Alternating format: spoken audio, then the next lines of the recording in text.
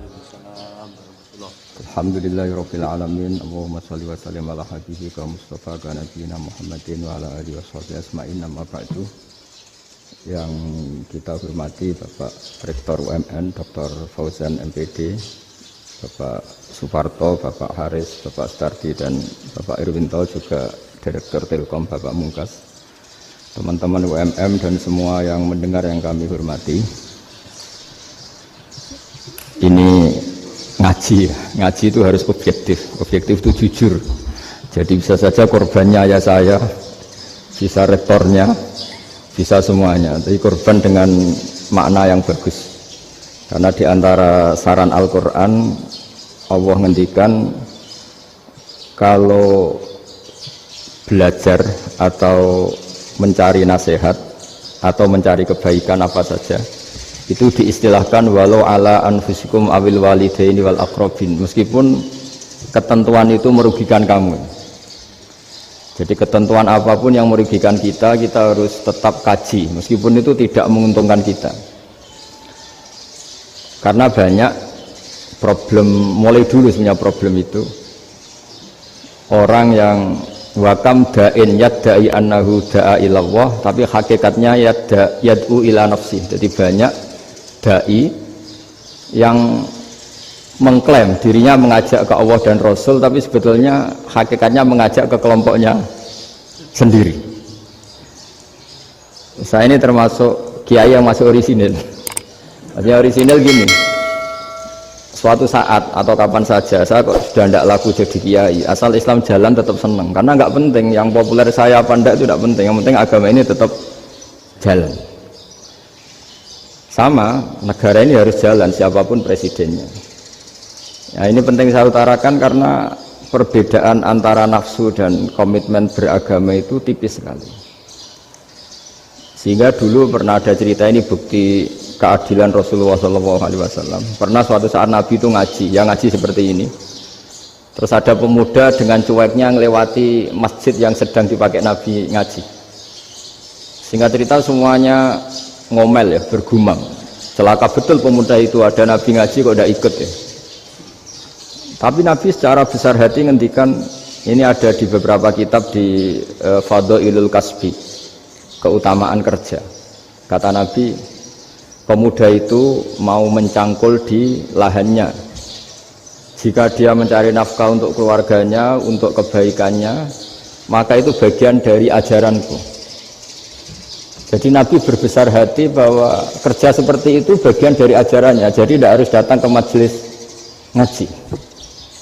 Dan bisa saja yang sedang hadir itu ya orang yang hindari istrinya minta belanja dari ngaji terus benar dituntut belanja kan gitu.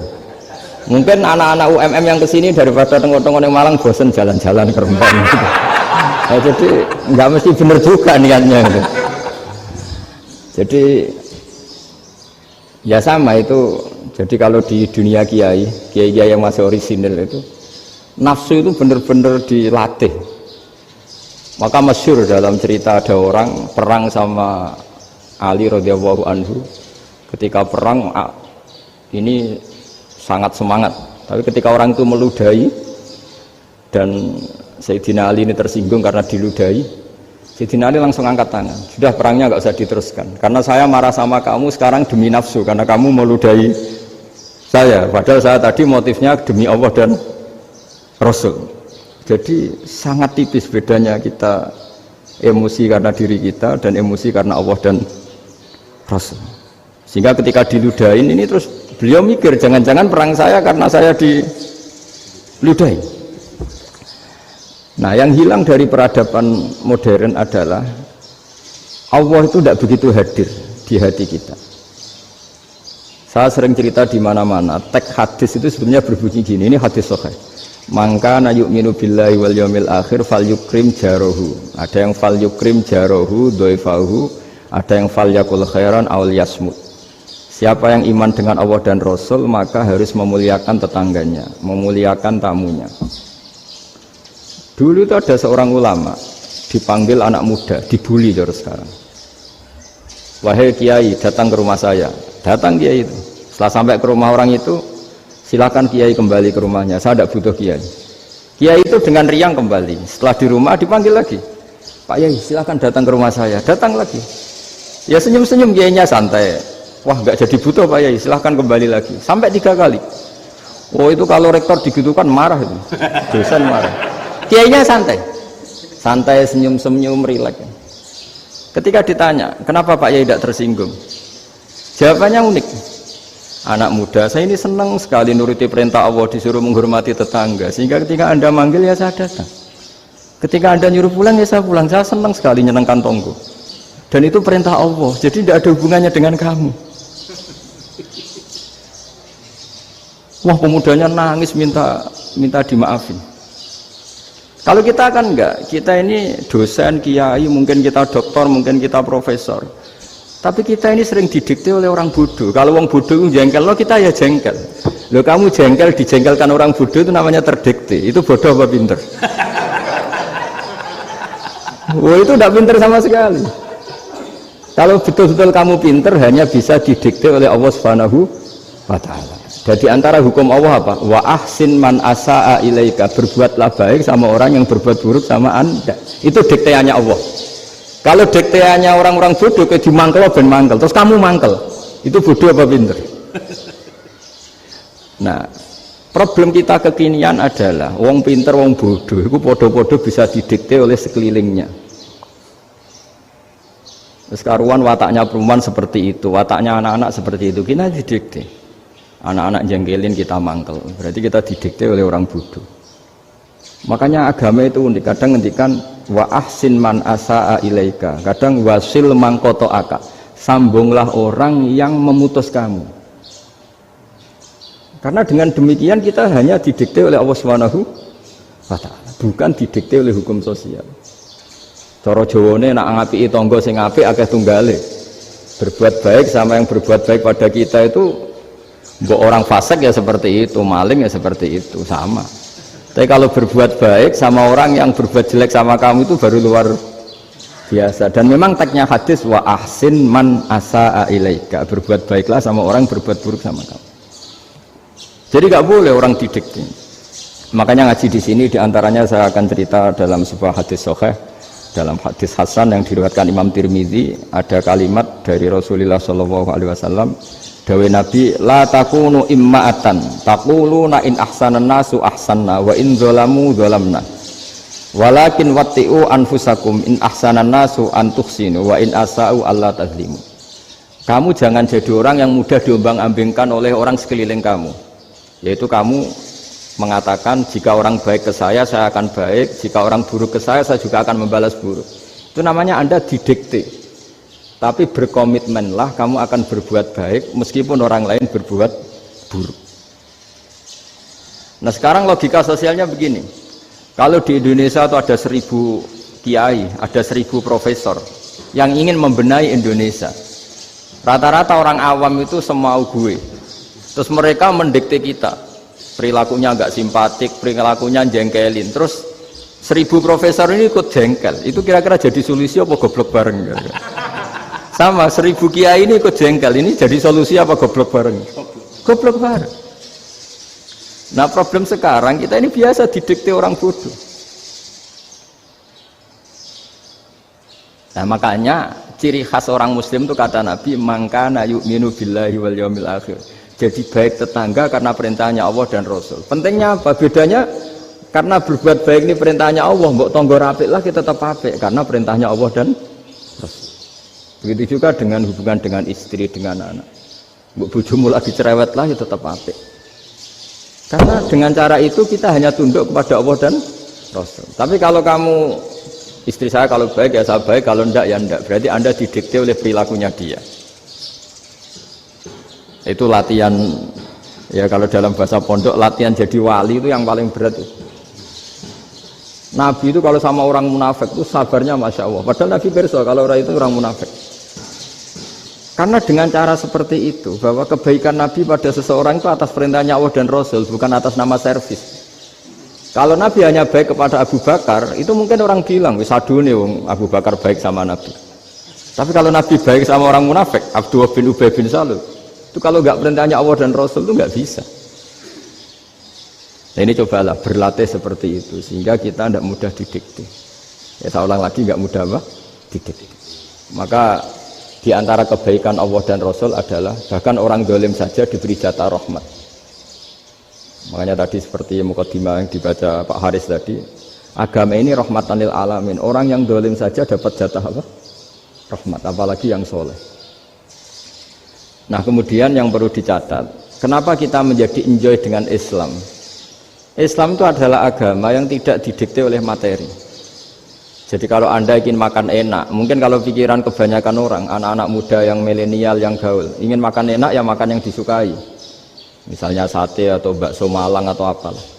Kalau orang-orang yang jadi wali gak gitu cara berpikir. Ini yang masih orisinil. Ditanya, ini dunia baru kesulitan makanan, baru resesi. Cara makan enak gimana? Jawabannya lucu. Ya gampang, idamuhu alju. Idam itu lauk. Kalau kamu ingin makan lauknya paling enak apa? Alju. Kamu harus lapar banget.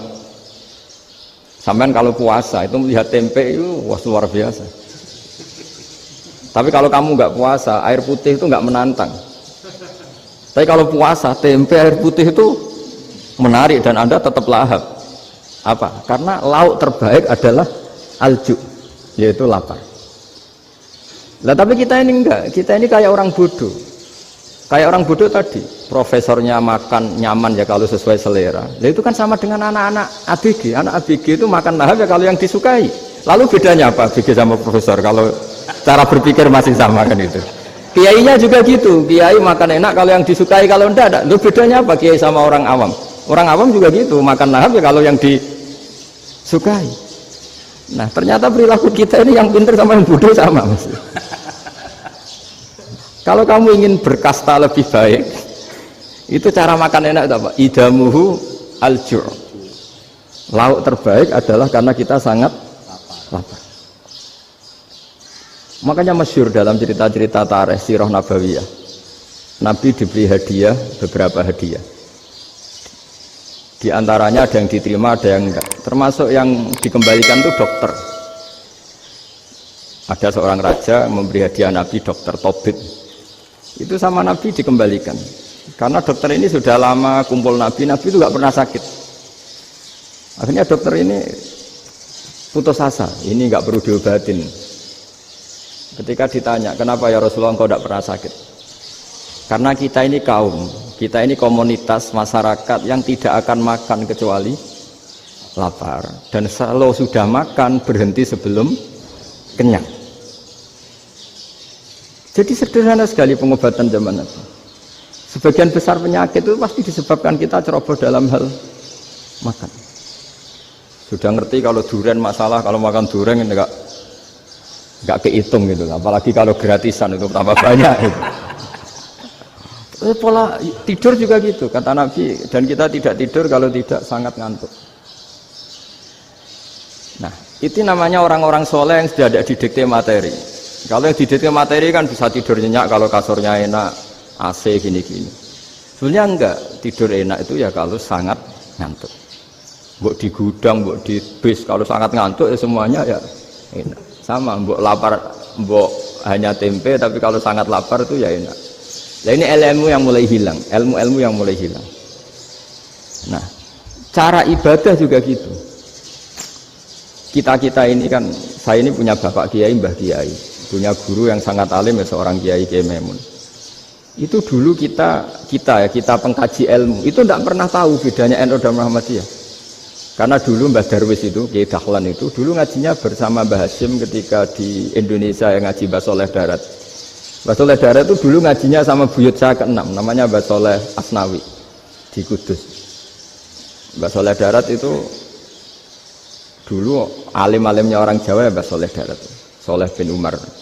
Tempatnya di Semarang, tapi beliau itu sebenarnya orang Jepara yang dekat Kudus. Setelah di Mekah, Mbah Hasyim ini mondoknya, mulazimnya ke Syekh Mahfud Termas, tapi sesekali ke Syekh Khotib Minangkabau. Nah yang Mbah Ahmad Dahlan lebih sering ke Syekh Khotib Minangkabau, sesekali ke Mbah Mahfud. Singkat cerita, karena Syekh Khotib Minangkabau sudah modern ya, terlibat organisasi dunia. Pas itu beliau pengagum Muhammad Abduh, pengagum Rasid Ridho. Sehingga bawaannya Mbah Dahlan itu lebih pergerakan karena beliau lebih ngidolakan Syekh Khotib. Nah, Syekh Khotib sendiri sebenarnya orang Minangkabau. Jadi beliau namanya Muhammad saja sebenarnya. Jadi menantunya orang Arab. Oh, itu dicibir mertuanya ini karena punya mantu orang Jawa, orang ndak Arab. Singkat cerita terus si mertuanya bilang gini, kamu jangan pernah bilang kalau orang Arab itu mansa kanal Arab, orang yang bertempat di Arab. Walakin man takallama bi arabiyyin fasihin, tapi orang bisa ngomong Arab secara fasih. Singkat cerita, kalau kamu tidak percaya, nanti suatu saat menantu saya kalau Jumatan, tidak usah kamu kasih tahu, langsung suruh jadi khotib. Nggak usah kamu kasih tahu, sarannya tidak usah kamu kasih tahu. Kalau sekarang kan enggak. Kalau dosen mau jadi khotib kan mengumpulkan materi dulu. Lucunya di antara materinya itu dari TV. Makanya jadi ribet kan khutbah sekarang. Kalau musim corona ya akan ngomong corona, musim apa yang ngomong apa. Jadi lagi-lagi didikte oleh media. Sebenarnya kalau ngomong kan sesuai kebutuhan umat, ini obatnya apa. Tapi enggak sesuai trending topik, itu kan kayak anak-anak gaul. Ini dokter kok gitu kan aneh. Singkat cerita si khotib ini enggak dikasih tahu, saya Muhammad tadi enggak dikasih tahu, langsung disuruh khutbah. Fatakallama bikalamin fasihin. Dia ngomong fasih sekali. Bahkan ngalah-ngalahi fasihnya orang Arab asli. Semenjak itu beliau dapat gelar Al-Khotib, orang yang cakap berpidato berkhutbah. Makanya terus dia Khotib Al-Minangkabau. Jadi orang Indonesia itu luar biasa.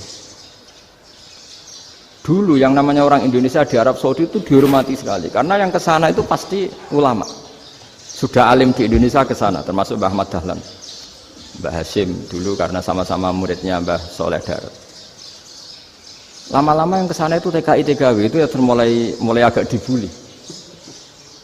Dulu Syekh Nawawi di antara ijtihad yang dihormati itu beliau mengkritik nyuwun sewu orang yang kan orang biasanya normalnya kan muji orang mati syahid. Hebat orang mati syahid itu hebat gini. Oke, kita sepakat orang mati syahid itu hebat. Tapi kata Imam Nawawi dengan syarat niatnya itu li'ila'i kalimatillah dan itu bawaan takdir. Seorang lagi itu bawaan takdir, harus mati di medan perang. Tapi tidak boleh seseorang ini niat perang tapi niatnya supaya syahid. Karena kalau begitu berarti dia berniat supaya menjadi maktulal kafir, orang yang dibunuh orang kafir. Kedua, dengan dia mati berarti pasukan Islam berkurang. Berarti dia ingin pasukan berkurang, hanya ambisinya dia ingin langsung ke surga. Misalnya pasukan orang Islam itu 10, orang kafir 10. Kalau kamu ingin syahid berarti mati 1 kan, tinggal 9 kan. Nah kalau yang seperti itu 10 kan mati semua. Gara-gara ingin syahid akhirnya perangi rapati tenanan, benang mati, benang mlebu swarga. Kata Syekh Nawawi, ya enggak. Kalau kamu perang sama orang kafir ya niat menang. Dengan niat menang ini kamu ingin li'ila'i kalimatillah. Tapi kalau kamu ingin syahid berarti kamu menuruti keinginan nafsu kamu yang cepat masuk surga. Itu orang Arab kagumnya bukan main. Karena di mana-mana orang itu dinilai dari niatnya. Paham ini ya?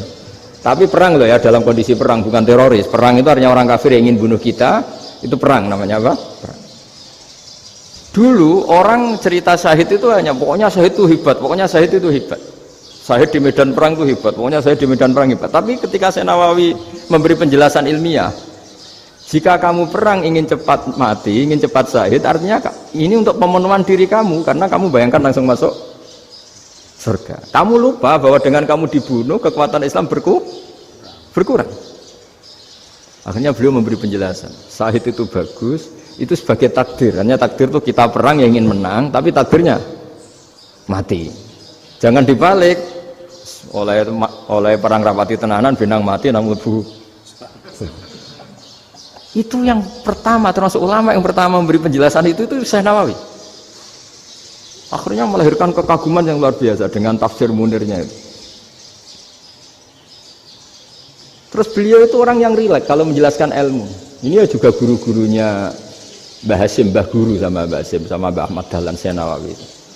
Jadi dulu yang alim di Arab itu ada Syekh Nawawi, ada Syekh Khotib Minangkabau, ada Syekh Bakir Jogja, ada Syekh Mahfud Termas. Itu Orang Indonesia banyak sekali yang alim. Bahkan diantaranya yang dikagumi Al-Azhar itu juga orang Indonesia, nama Syekh Abdul Manan, itu mbahnya Syekh Mahfud termasuk. Itu pertama ada duta besar Indonesia di Mesir, itu termasuk barokahnya Mbak Abdul Manan tadi, itu juga orang Indonesia. Jadi pemahaman ulama Indonesia itu khas, termasuk ketika memaknai apa? Syahid. Ketika memaknai apa? Syahid. Itu unik. Ketika Senawawi diuji dulu itu yang namanya ulama diuji dulu oleh 100 ulama. Jadi dulu ya ada kompetisi. Imam Bukhari diakui jadi ahli hadis itu diuji oleh mi'atu muhaddisin, 100 orang ahli hadis, sanad dibolak-balik, matanya dibolak-balik, tapi beliau tetap bisa mengembalikan proporsi sanad itu. Senawawi pernah diuji gini. Ayul afdol al ulama awe salatin. Keren mana ulama sama raja atau sama orang-orang kaya, sama penguasa? Ya keren ulama. Terus dibully sama orang. Tapi setahu saya banyak ulama yang antri di rumahnya raja, tapi saya tidak tahu melihat raja antri di rumahnya ulama. Kan kebanyakan kan mungkin ustadz atau kiai yang antri ngajukan proposal kan enggak. Nah, kalau raja kan enggak pati itu, malah enggak usah antri, kiainya sudah nyambut sebelum datang. Jawabannya lucu Senawawi itu, dan yang tanya itu langsung diam. Ya karena ulama itu tahu fungsinya uang, sehingga cara nyari sampai seperti itu. Sementara raja-raja itu tidak tahu fungsinya ilmu, makanya tidak pernah sowan ulama. Sehingga jadi ya dianggap enteng saja. Ulama kan tahu fungsinya uang, tahu untuk pondok, tahu masjid. Sementara raja tidak tahu fungsinya ilmu.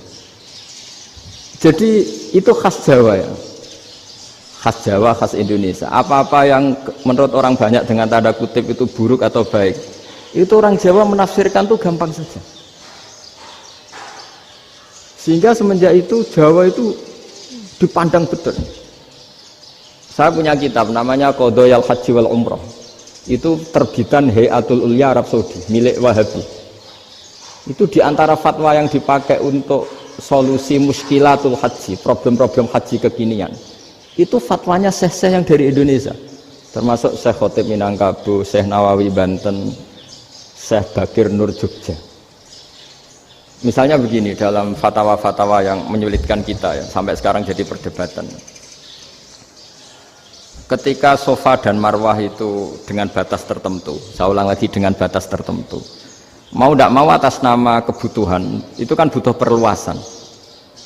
Karena kalau naik turun itu mudah disepakati ulama. Jadi misalnya gini ya, saya punya tanah seluas ini. Pasti orang akan mengatakan sampai bawah ya tanah saya, sampai atas tanah saya. Itu mujma' alaih, disepakati. Sehingga Nabi ngendikan al-Ka'bah min tuhumil ardi ilas sama Ka'batun. Ka'bah sampai ujung bumi, sampai ke aras semuanya Ka'bah. Sehingga tidak ada perdebatan ulama ketika Masjid Haram di tingkat, kemudian yang di atas sholat tetap dia menghadap Ka'bah, tidak harus dulu melihat di bawah, enggak, karena Ka'bah sampai langit. Sama tanah Anda kamu tingkat sampai 10, enggak ada tetangga protes karena bawah sampai atas tanah Anda. Tapi kalau diperluas, tanah Anda kamu luaskan setengah meter saja atau 3 cm saja, iso geger mbek tonggo. Karena di mana-mana batas itu ya tadi, kalau atas bawah miliknya, kalau samping enggak. Pertanyaannya, perluasan Mina itu ke samping, perluasannya Matof yang Mas'a itu juga ke samping. Geger kan ulama dunia. Bagaimana hukumnya Mina Jadid, Mina yang diperbarui atau Mina yang diperluas? Itu diantara rujukan baik yang membolehkan maupun yang menentang.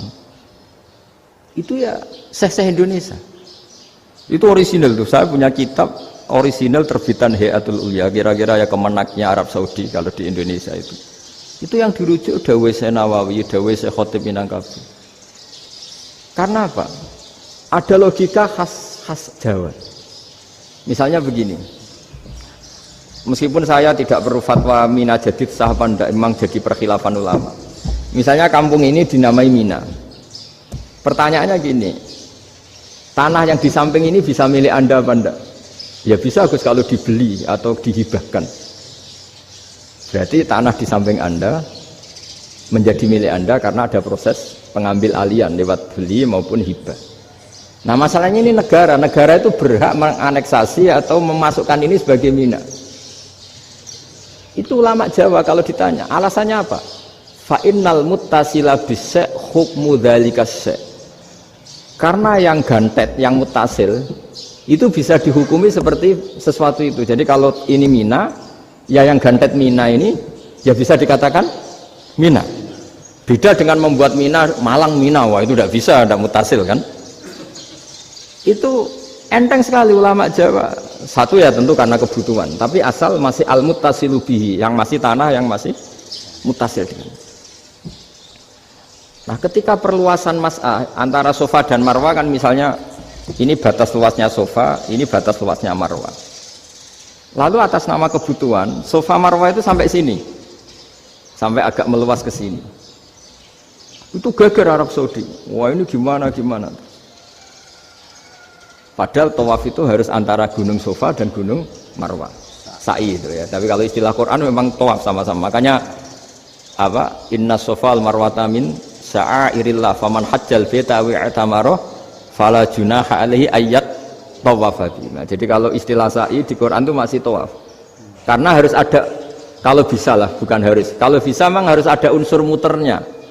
Kita kalau sa'i kan dari sini Sofa sampai sini Marwah, terus kan agak muter ke sini, nah, kan agak membentuk lingkar. Nah, makanya Quran tetap mengistilahkan apa?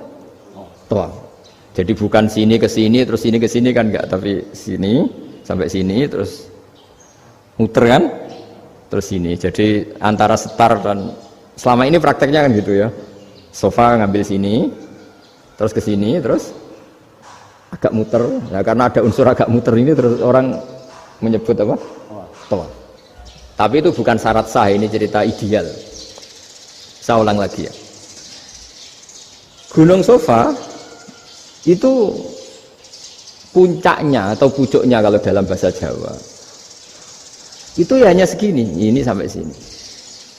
Nah, kelompok Islam yang fikih keras nggak boleh diperluas karena Allah memilih tempat ini itu spesial, jadi nggak boleh ke yang lain. Tapi ketika kebutuhan mendesak, mau tidak mau harus diperluas. Itu jawabnya Kiai Jawa lucu. Gunung sing ketok itu sing dhuwure tok. Sikilane luwih hombo. Jadi karena kita kan gunung kan bentuknya gini. Nah, sofa yang kecil itu yang atasnya, tapi sikilannya sini kakinya lebih luas. Jadi boleh perluasan asal tidak melebihi kakinya. Ya dihitung ya lebih luas. Jadi Kiai Jawa itu kayak wong delok gunung Penanggungan, kayak gunung Arjuna. Di mana-mana puncak gunung itu lebih kecil timbang kakinya. Artinya diperluas ini bukan berarti tidak di sofa dan tidak di. Nah, itu khas Kiai Jawa. Jadi jangan kira orang Jawa itu tidak hebat sekali. Termasuk perkembangan hotel di Arab Saudi. Itu dulu sebelum ada hotel, buyut saya kelima atau keenam dulu haji, namanya Badur Rahman. Itu kalau mau ingin apa ya, menghindari terik matahari itu masuk gua. Itu masuk gua itu hanya separuh badan, kakinya di luar. Jadi jangan bayangkan kalau gua di Indonesia kayak gua Akbar di Tuban orang bisa masuk jalan-jalan, enggak. Gua di Arab itu kayak cepitan batu, tidak sampai masuk. Sehingga kepalanya dimasukkan, kakinya masih kena matahari. Saking panasnya Arab Saudi. Sehingga dalam bayangan hijrah ketika Nabi bersembunyi di gua Sur, itu kata Abu Bakar, kalau orang kafir melihat kakinya pasti melihat kita karena nggak bisa masuk penuh. Jadi orang tuh mau dempes tok. Sehingga ya kira-kira luasnya gua paling segini. Makanya guyonannya kiai-kiai itu untung nggak kayak gua Indonesia. Kalau kayak gua Indonesia laba-labanya capek karena luas sekali. Jadi jangan bayangkan gua Arab tuh kayak gua Indonesia. Makanya bayangannya andai kan orang tuh melihat ke bawah pasti melihat kita karena orangnya nggak bisa masuk penuh, nggak bisa masuk 100%. Ya kayak cepitan batu lah mirip. Itu kan mirip Gunung Uhud. Gunung Uhud kata Rasulullah nanti kalau kamu perang itu di atas, menang atau kalah di atas. Musuh biar di bawah. Dengan di atas kamu bisa manah. Jangan bayangkan kayak Gunung Merapi, kayak Gunung Penanggungan. Nah, kalau Gunung Penanggungan mana ke bawah yang layang kan? Jadi gunung di Arab itu kayak bukit. Ya sampean pernah kan ke Uhud itu ya sama ini aja tinggi ini kan? Nah ini yang mulai ada mis. Makanya nerjemah itu susah di Indonesia. Karena jabal itu udah harus tinggi. Kalau tinggi nggak bisa manah dari atas ke bawah kan nggak ngefek kan? Sampean kalau ke Uhud gunungnya kan pendek sekali sehingga yang manah dari atas ke bawah ya kalau kena musuh ya celaka karena memang dekat. Ya kalau gunung Indonesia manah dari atas ke bawah yang layang nggak ngefek. Nah itu susahnya nerjemah bahasa Arab ke kita. Jadi apa ya? Transkrip itu nggak gampang karena ada pengertian yang beda. Kita kalau bilang gunung itu tinggi sekali. Lama-lama yang di Indonesia ini orang-orang yang bodoh. Sehingga orang Jawa kalau ke sana dibully, ya Jawa tak puluh kaya. Orang Jawa itu penggaweannya itu makan ular. Karena belut itu kalau di kamus itu persis ular. Dulu itu kan kamus tidak full color. Gara-gara gak full color, gambar belut sama ular itu sama. Belut itu belut sama ular kalau nggak full color gambarnya sama apa enggak? Sama. Terus orang Jawa itu kan masih banyak yang makan bajing itu apa? Ketupai. Bajing kalau digambar tidak full color sama dengan tikus. Gambar yang tidak warna. Hitam putih. Sehingga kita ini dibully pemakan tikus dan pemakan ular. Karena belut itu persis ular kalau digambar yang tidak full color. Sampai datang Syekhona Khalil, datang ulama. Ngarang kitab ya judulnya Al-Belut. Karena enggak terima bangsanya dinyak makan apa? Ular. Terus dikarang. Wal belut hayawanun bakhriyun terus ya isu fi kadza wa kadza. Itu beda dengan al-hayyah. Itu diterangkan. Mulai bisa nerima. Terus sistem hotel juga gitu. Sampai tanyakan dalam sejarah dulu orang Sedayu ada namanya Syekh Mukhtar. Syekh Mukhtar bukan bikin rumah besar yang siapapun orang Indonesia haji itu nempat di sana. Nah ini yang menginspirasi akhirnya ada hotel. Dulu Syekh Mukhtar hanya menyediakan untuk hujat-hujat Indonesia. Lama-lama jadi hotel. Nggak mau saya mau cerita. Kata Mbah Mun sering cerita. Kenapa wa ma arsalnaka illa rahmatan lil alamin, kata Mbah Mun, Allah itu pasti bikin ulama yang tidak produk Arab itu pasti ada. Kalau orang Arab jadi ulama wajar, bahasanya Arab, domisilinya di Arab. Tapi Allah akan selalu bikin ulama yang tidak bangsa Arab. Imam Ghazali itu Tus itu Persia. Imam Bukhari itu kira-kira kalau sekarang ikut Uzbek. Ya, Imam Bukhari itu kalau negara sekarang ikut mana? Uzbek. Kenapa demikian kata Mbah Mun? Karena Allah sudah ngendikan wa ma arsalnaka illa kafatal linnas. Manusia semua ini kena khitabnya Islam. Kalau tidak ada ulama yang dari berbagai negara, kesannya Islam itu hanya milik orang Arab Saudi. Makanya Allah selalu bikin ulama-ulama yang bahkan tidak Arab. Termasuk Imamul Muhaddisin, yaitu Imam Bukhari, itu orang Uzbek, orang Rusia lah kalau sekarang ikut Uni Soviet dulu. Imam Ghazali itu orang Persia. Syekh Nawawi itu orang Banten. Karena Allah ingin memaklumatkan bahwa Islam ini untuk semua. Sehingga orang yang tidak Arab pun bisa belajar Islam. Yang alimnya itu nggak kalah sama orang apa? Arab. Makanya ini PR ya. Kalau Gus Dah Ploso nanti ngendikan suatu saat orang belajar Islam itu bahkan orang Arab pun bisa belajar ke Indonesia. Kalau orang Indonesia bisa alim betul kayak dulu. Sekarang banyak liga antar ulama. Itu orang Indonesia pasti masuk. Ulama-ulama top dunia. Itu pasti orang Indonesia banyak yang masuk. Karena tadi, ketika orang Indonesia baca kitab, itu orang Arab itu kagum. Kok bisa ada bahasanya baca secara benar? Bukan sekedar bisa baca secara benar. Karena memang dilatih sedemikian rupa di pondok-pondok. Makanya kita semua lah, yang alim di Indonesia itu kemana-mana ya pasti alim. Dulu putra Mbah Mun namanya Gus Zofur itu tahun pertama ya sudah the best di tahun pertama. Kalau tahun pertama the best-nya ilmunya bawaan dari sarang. dari keluarganya. Gus Naji mondok di Sayyid Muhammad tahun pertama sudah dipuji sebagai yang teralim karena ya sanggup. Kalau dipujinya tahun ketiga, tahun keempat kan mungkin dapat dari sana. Ini tahun pertama. Saya ulang lagi tahun pertama. Karena pengajaran di Indonesia itu luar biasa di pondok-pondok ini. Makanya kalau dalam anekdot pondok itu cerita-cerita lucu itu.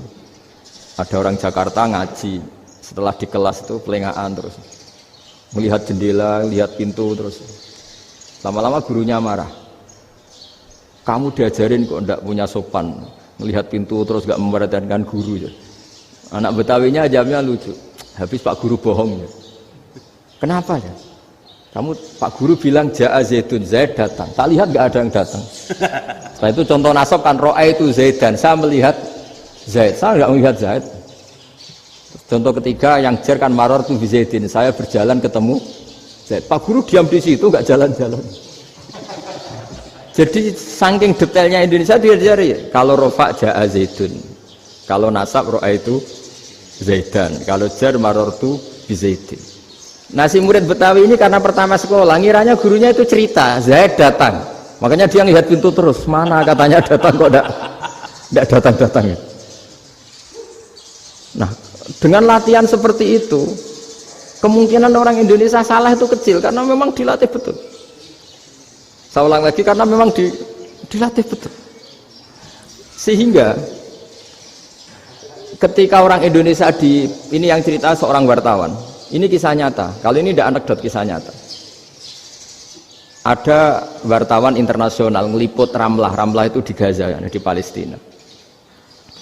Wartawan Indonesia ini hanya bisa bahasa Inggris. Dijak ngomong bahasa Arab, terus dia bilang saya tidak bisa. Saya tidak bisa, saya bisanya ngomong Inggris. Tapi apa yang terjadi setelah sholat, si Indonesia ini jadi imam, pakai sholat jariah lagi. Baca bismillah benar, bismillahi jar karena mudhof ilaih. Terus ketika iktidal ya benar, Rabbana lakal hamdu mil'us samawati wa mil'ardi benar. Ketika tahiyat ya benar, at-tahiyatul mubarakatuh sholawat. Sama orang Arab ini diambungi. Orang Arab kalau senang orang itu dicium. Kamu tawaduk, sebenarnya kamu itu ahli bahasa Arab. Karena orang Indonesia sekali sholat itu nggak ada yang salah. Meskipun benarnya karena hafalan, tapi bagi yang ahli nahwu itu hebat. Misalnya kita kalau ngapalkan kan bismillahi, bismi jar karena ba, Allahi jar karena mudhof ilaih, ar-rahmani jar karena sifat, ar-rahimi karena sifat, alhamdu rofa karena mubtada, lillahi jar karena ada huruf jar li, robbi jar karena sifat. Sebetulnya tidak karena pinter tapi karena hafalan. Tapi orang Indonesia hebatnya itu benar terus. Rabbana lakal hamdu, ya kan, alhamdu rofa, terus mil'us samawati ya rofa karena sifat. Sehingga terus orang Indonesia kalau sholat di Timur Tengah itu dipuji karena makhrajnya ya benar, rofa nasabnya juga benar. Nah itu di negara lain tidak ada nggak Indonesia. Orang Cina itu sering bikin marah orang-orang Arab karena kalau dongo itu nggak fasih kayak orang Indonesia. Orang Indonesia kalau dongo ya Allahumma tohir qalbi. Orang Cina ini yang jadi guyon di Arab. Allahumma tahir kalbi gitu. Itu kan bedanya jauh. Itu orang Arab pertama membiarin. Lama-lama kalbun entak gitu. Maksudnya asu-asumu gitu. Karena dia bilangnya qaf itu kaf. Jadi kalau Allahumma Allah tohir, kalau aturi nyucekno panjenengan kalbi ing asu ingsun kan. Tapi kalau qalbi itu ati ingsun, tapi kalau kalbi anjing ingsun. Bedanya qaf sama kaf. Karena orang-orang kalbun entak, asu-asumu, maksudnya kan. Tapi padahal orang Cina itu paling dilihat teksnya ya pakai qaf. Orang Indonesia enggak, mulai kecil dilatih sak fase-fase. Sampai yo sulit betul latihan Fatihah itu. Kalau di Kudus malah sampai 3 bulan Fatihah itu. Sampai at-tahiyyatu, kurang bersih. At-tahiyyat sampai gitu. Sampai ada cerita itu orang dipanggil maftuhin itu enggak melengak, harus maftuhin. Baru mulai enggak ada. Tapi barokahnya itu orang Indonesia kalau dongo memang benar-benar Allahumma tohir qalbi. Ya Allah sucikan hati kami, bukan tahir kalbi. Karena sekali jadi kaf itu maknanya anjing saya. Ya Allah sucikan anjing. Jadi ini orang Indonesia. Jadi kata Mbah Mun, dawe Mbah Mun, illaka fatal linnas, bahwa agama ini milik semuanya. Itu diantara bukti Allah menghendaki atau mendesain Islam seperti ini, orang yang belajar di Indonesia itu pengetahuannya Islam, pengetahuannya tentang Islam itu tidak kalah sama yang belajar di Al-Azhar, sama yang belajar di Arab Saudi. Makanya ini PR-nya UMM, PR-nya IAIN, PR-nya UIN. Bisa enggak sealim mereka dalam bahasa Arab? Nah, bahasa Arabnya man anta, ana zaidun. Jangan sampai, karena kita di sana ini kadang dibully. Orang Arab tuh kalau bully kita, sampai tak kasih cerita. Itu ngawurnya Masya Allah. Kata dia, ada anak orang Indonesia haji. Si anaknya orang Indonesia yang dijotos sama anaknya orang Arab. Dijotos, dipukul.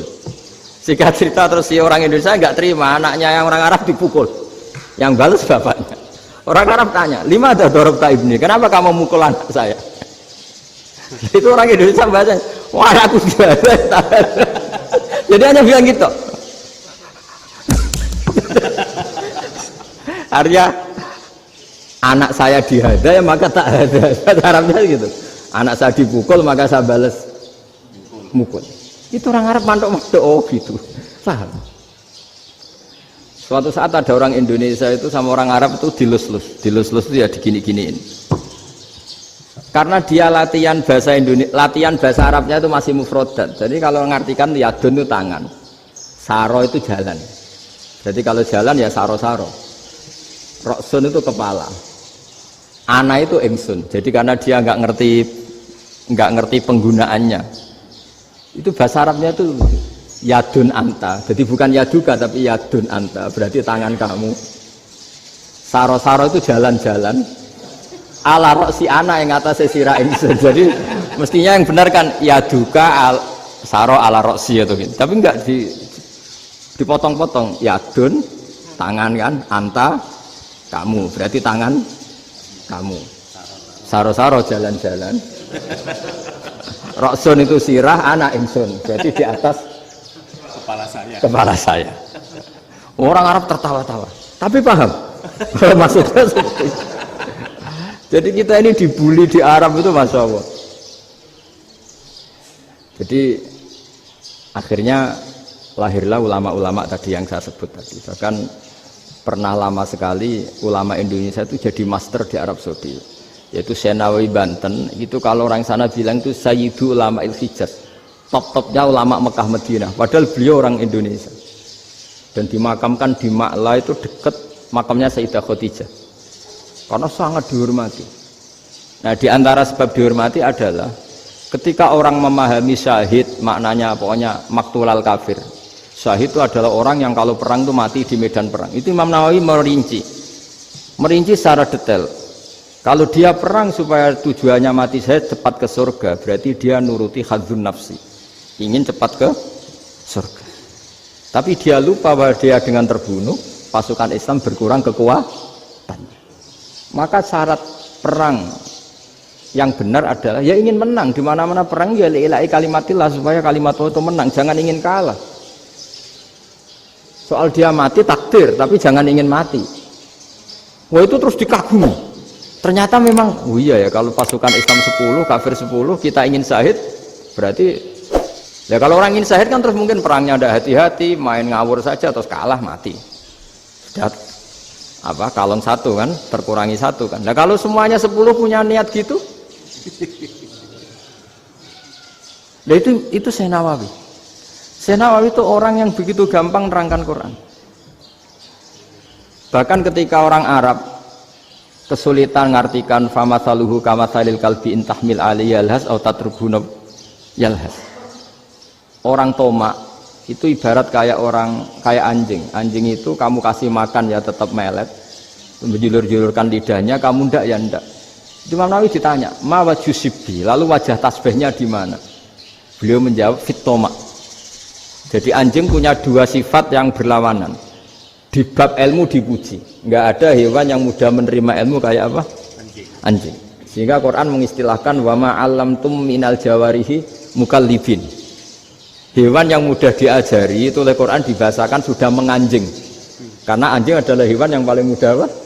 Diajarin. Itu diakui oleh Quran wa ma 'allamtum minal jawarihi mukallibin. Tapi dia punya sifat yang sangat buruk sekali, yaitu nggak pernah puas. Makanya ketika Bal'am bin Ba'ura, ada tokoh yang kedonyan ya, itu kalau diistilahkan Quran walakinnahu akhlada ilal ardi wattaba'a hawa famasaluhu kamatsalil kalbi in tahmil 'alaihi yalhas aw tatrukhu yalhas. Jadi anjing punya dua sifat yang berlawanan. Di bab ilmu dipuji karena paling mudah diajarin. Itu saya pernah ke Malaysia, diceritain sama polisi Malaysia. Anjing itu saking cerdasnya itu bisa deteksi CD palsu sama CD bajakan, asli sama bajakan. Itu kan nggak kebayang. Kalau narkoba mungkin masih ada bau khusus ya, atau mesiu atau bom masih ada bau khusus. Ini enggak. Anjing itu dilatih ngecek CD yang asli sama yang palsu. Wah itu kebablas itu pinternya itu. Itu harganya itu 1 miliar lebih, paling mahal. Jadi mungkin bisa deteksi ini dosen betul apa abal-abal itu bisa. Itu kiai betul apa kiai pesanan itu mungkin bisa. Itu saya punya kitab namanya Al-Hayawanul Kubro. Itu cerita prestasi-prestasi hewan. Itu yang berkuras-kuras sampai berjilid-jilid. Itu ya cerita anjing. Nggak ada hewan sebaik anjing. Di bab itu ya, di bab sampai ya tadi ada anjing yang sangat loyal sama majikannya. Loyalnya Masya Allah, sopannya Masya Allah. Anjing itu mbok lama berbakti sama sampean, nggak mau tidur di ruang tidurnya sampean, dia tetap tidur di luar. Corong Jawa nggak ngelama. Suatu saat si raja ini minum, wisata minum. Pas mau minum diterjang sama anjingnya sampai tumpah. Kecewanya raja ini itu karena selama ini anjingnya sopan sekali. Sekedar ganggu di ruangannya nggak pernah, malah ini mau minum, minuman yang disukai diterjang anjingnya tumpah. Marah kan anjingnya di mana? Ternyata apa? Minuman itu anjing ini tahu kalau minuman itu beracun, diracuni oleh musuhnya. Itu saking hebatnya anjing sampai ketika ngawal rajanya itu tidak sekedar ada penjahat atau maling. Bahkan trik-trik kayak minumannya diracun oleh orang lain itu anjingnya tahu. Sehingga pas mau diminum diterjang sampai terus supaya nggak keminum. Makanya Quran istilahkan anjing itu apa? Wa ma 'allamtum minal jawarihi mukallibin. Hewan piaraan yang kamu ajarin nanti sampai sepinter anjing. Makanya Ashabul Kahfi itu ketika ngajak anjing tadi, beliau tidur, anjing itu tidurnya bil wasit, wakal buhum basitun zira'aihi bil wasit. Jadi dia tidur dalam posisi siaga. Loh coba, anjing itu nggak pernah sekolah, karena dia posisi menjaga, tidurnya itu kayak siaga gini. Bukan ngorok semadep ke atas terlentang, itu enggak. Andai kan dia tidur terlentang itu kan yang mau mengganggu kan, wah asune turu, itu enggak. Dia tidur posisi siaga, makanya disebut lawit tolak ta'alaihim lawalaita minhum firaron. Kalau kamu melihat anjing itu pasti lari karena dia posisi siap merekam. Jadi tidur tapi posisi siap merekam. Jadi matanya tetap terbelalak kayak siaga. Padahal itu enggak diperintah, ya dia memang punya nalar untuk itu. Ini disebut wa ma 'allamtum minal jawarihi mukallibin. Dan dalam teori modern juga gitu. Tapi dalam hukum Islam yang dianut mazhab Syafi'i itu anjing tetap najis. Ya sudah najis ya najis, tapi ada mazhab lain yang mengatakan tidak najis. Tapi tidak usah ngurmat anjing, geger nanti kalau rektor kampus punya anjing. Tapi ilmu itu bagus untuk kelangenan kadang. Andai kan tidak ada mazhab Malik, maka kita kesulitan menceritakan Ashabul Kahfi yang hewan piaraannya itu anjing. Tapi misalnya anjing disucikan, kita juga nanti susah menjelaskan hadis Nabi malaikat itu tidak masuk rumah yang di situ ada apa? Anjing. Maka ilmu itu, makanya kata Imam Sa'roni, sebagian ilmu itu memang kelangenan, tapi nggak boleh jadi praktek. Tapi harus ada. Misalnya begini, contoh paling gampang. Api dalam mazhab Syafi'i kan alat pensuci hanya dua, air dan tanah. Ya saya ulang lagi, air dan tanah, yaitu tanah untuk mensucikan najis anjing. Imam Abu Hanifah menambahkan api. Mazhab Syafi'i itu agak kesulitan ketika ada batu bata dibikin dari tanah-tanah yang bercampur kotoran. Mazhab Syafi'i akan kesulitan karena di situ ada najis yang jadi materinya bata. Hukumnya gimana kalau nanti dipakai masjid? Tapi barokahnya ada beberapa mazhab. Abu Hanifah mengatakan dan api. Jadi apa tadi air, tanah, api. Alasannya masuk akal. Ketika usatul mukminin, orang-orang mukmin yang ahli maksiat itu sebelum masuk surga, kalau dia dosanya banyak itu dibakar dulu supaya suci. Emas itu untuk memisahkan dengan materi lain juga harus dibakar. Berarti api termasuk alat. Artinya gini, batu bata yang materinya dari tadi najis sekalipun ini menjadi suci karena ngalami pembakaran. Tapi kata Imam Sa'roni, ilmu ini hanya sebagai ilmu. Jangan sampai kalau kamu mau wudhu gak ada air terus membakar diri lah, ini ribet kan. Jadi ilmu itu sebagian memang untuk kelangenan. Karena kita butuh. Andai kan tidak ada mazhab Abu Hanifah, maka kita akan kesulitan pakai bata. Yang kita tahu cara bikinnya kadang di tempat yang kotor, di tempat yang najis. Tapi karena ini ngalami dibakar, maka hukumnya suci menurut mazhab Abu Hanifah. Dan itu sering. Ulama itu sampai apa? Saya punya kitab fikih namanya Fardul Masail. Pengandaian ada masalah. Jadi masalah itu belum terjadi tapi diandaikan. Misalnya kayak di Texas.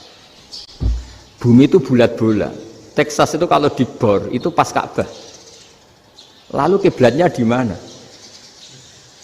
Bumi ini kan hanya rubuk-rubuk seperempat. Yang ada arah itu seperempat. Tapi kalau Ka'bah itu sama Texas, satu Texas dengan Ka'bah itu lalu kiblatnya mana? Mau sudah bebas arah. Maka ilmu mengatakan maro'ahul muslimuna hasanan fawa indawa hasanun. Kamu jangan nuruti ilmu hakikat tapi nuruti mindset. Kalau mainstreamnya orang banyak seperti itu, mindsetnya orang sana misalnya Ka'bah sana ya ikut sana. Tapi ini tidak mewakili hakikat karena kalau yang 380 derajat itu kan terus ribet. Makanya ini kesulitan di bab-bab fikih. Ya saya ulang lagi, kesulitan di bab-bab fikih. Makanya fikih itu selalu bicara misalnya gini, ada orang sholat. Saya ulang lagi. Setelah salam pertama dia kentut, itu sholatnya batal apa enggak? Itu lama berdebat.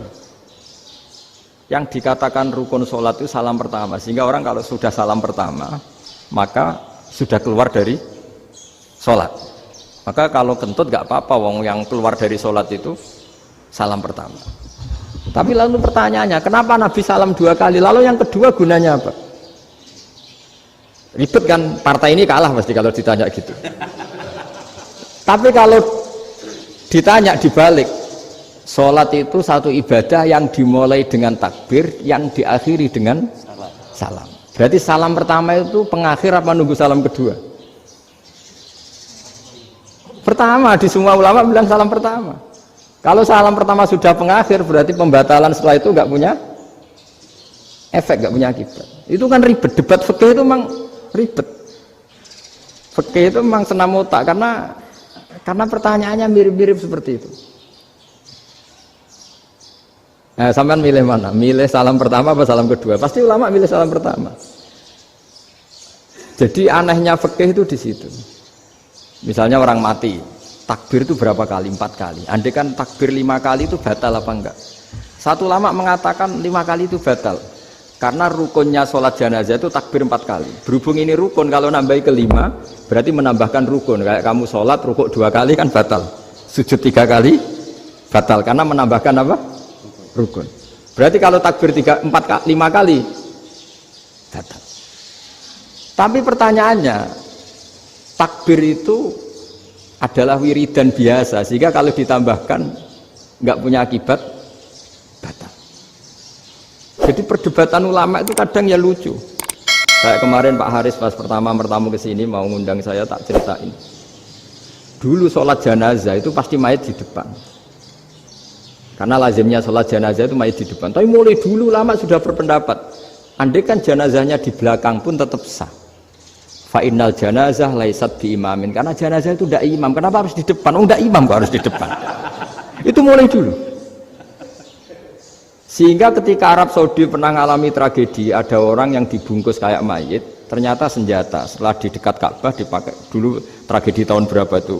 Pokoknya pernah ada tragedi itu. Semenjak itu Arab Saudi kalau ada orang mati tetap di kamar mayit terus ada sholat jenazah. Padahal mayitnya di belakang yang jamaah. Jadi meskipun kita tidak akan bikin ajaran baru jenazah di belakang, ya tidak keren, kasihan kan, tetap biasanya di depan ya di depan. Tapi meskipun jenazah ini di depan, kita tetap berpendapat andai kan di belakang tetap sah, tapi nggak usah dipraktekkan. Nah pentingnya ilmu ini begini, saya misalnya di Rembang boleh nggak nyolati ghaib jenazah yang di Surabaya? Boleh kan, padahal yang kita solati di belakang. Jadi ilmu itu penting, cocok tidak cocok, nama ilmu itu penting. Terus ada gini lagi pertanyaan di fikih. Memang saya sengaja akan ngaji fikih. Kalau ngaji intelektualitas orang Muhammadiyah juara lah. Tapi ini ngaji fikih. Ada orang sarongnya itu pas sampai lutut. Kalau berdiri lututnya tertutup. Tapi nanti kalau ruko agak jengking lututnya terbuka. Itu batalnya nunggu ruko apa mulai takbir sudah batal? Padahal pasti nanti batal kalau ruko ini. Itu ada ulama yang mengatakan, ya batalnya nunggu ruko. Bagaimanapun terjadinya pembatalan waktu ruko. Ada ulama mengatakan, ya enggak mulai awal sudah tidak sah itu, karena pasti ngalami batal.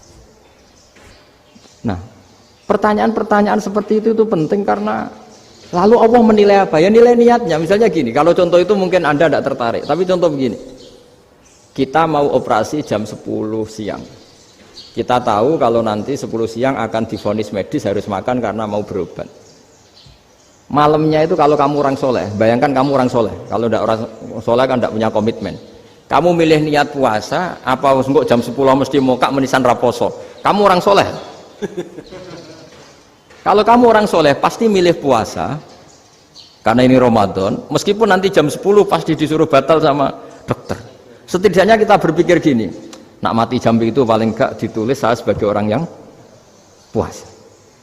Jadi perasaannya orang soleh itu beda. Kalau orang kok sampean barang menisan raposo kok ya mesti. Sampean tidak pernah berpikir bahwa puasa mulai fajar sampai jam 10 itu luar biasa. Bisa saja kita mati jam 7, bisa saja mati jam 6. Kan ditulis Allah sebagai orang yang berkomitmen terhadap puasa. Terus ada kemungkinan kecil, adalah jam 10 itu dokternya sakit atau nggak jadi ke sana. Berarti kamu kan nggak jadi boga. Kan ya mungkin juga. Sama yang tadi. Delala sebelum ruko ono wong sing nyarongi sampean. Sehingga sholatnya normal.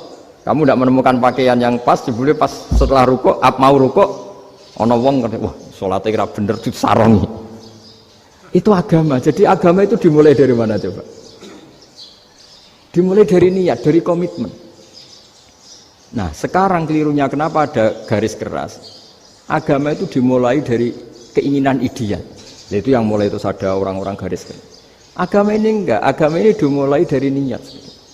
Sampai ada kaidah agama la yudraku kulluh la yudraku kulluh. Kalau tidak bisa ideal jangan ditinggalkan sama sekali. Tapi orang enggak, sekarang bayangkan Islam itu ideal. Pemimpinnya ya soleh, masyarakatnya soleh, enggak ada maksiat, enggak ada apa.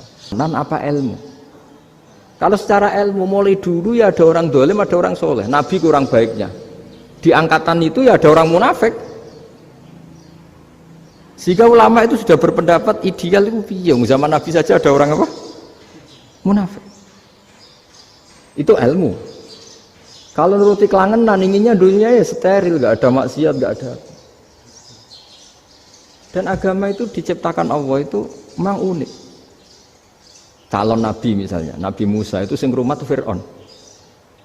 Ketika Nabi Muhammad lahir sing ribet manitia ini Abu Lahab. Orang dosen UMF. Coba. Karena Allah ingin memaklumatkan ke kita bahwa agama ini akan hidup di kondisi apapun. Asia, istrinya Fir'aun itu termasuk mukminah yang dipuji Quran. Padahal dia bukan istrinya pengurus NU atau pengurus Muhammadiyah, istrinya Fir'aun. Tapi itu pelajaran bagi kita bahwa orang-orang baik itu tidak harus di lingkungan yang baik. Masjid paling makmur itu kadang di dunia mungkin ya jangan bakas Mekah Medina itu karuan. Mungkin di antara masjid yang makmur justru yang di Kanada, di Amerika mungkin. Karena merasa minoritas itu perpustakaannya ada, kajiannya ada. Tapi banyak masjid di daerah pesantren yang malah sepi. Karena kiainya tahu jamaah di masjid itu wajib. Lalu itu ada daerah pesantren, saya ulang lagi ada daerah pesantren. Didikon pengajian, monggo nekani pengajian, maca selawat ning omah yo ganjaran padha wae. Ribet kan? Mau dibantah itu benar, mau dibiarin ngerusak tatanan. Jadi saya mohon sekali ya, jadi ilmu itu diperbandingkan supaya perbedaan-perbedaan itu biasa. Dulu Imam Malik itu punya murid namanya Imam Syafi'i. Itu dalam banyak hal. Itu perbedaannya tajam sekali.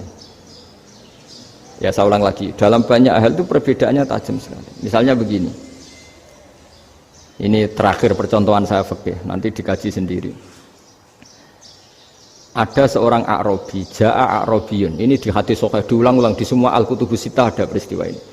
Ja'a A'rabiyun ila Rasulillah sallallahu alaihi wasallam faqala ya Rasulullah ahlaktu. Qala wa ma ahlakaka? Qala wa qatu imraati fi nahari Ramadan. Ya Rasulullah, saya ini orang yang rusak. Kenapa? Saya ini hubungan intim sama istri saya ketika masih siang Ramadan. Singkat cerita orang ini dihukum berat sama Nabi. Hukumannya adalah karena dia membatalkan puasa ketika dengan hubungan intim. Sama Nabi dihukum kamu harus merdekakan budak.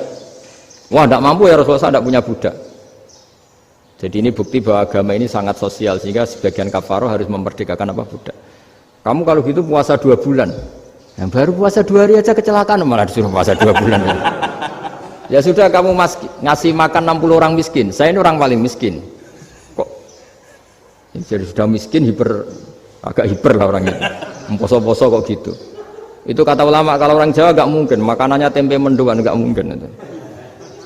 Di Jawa itu nggak mungkin lah ada orang batal puasa karena hubungan intim.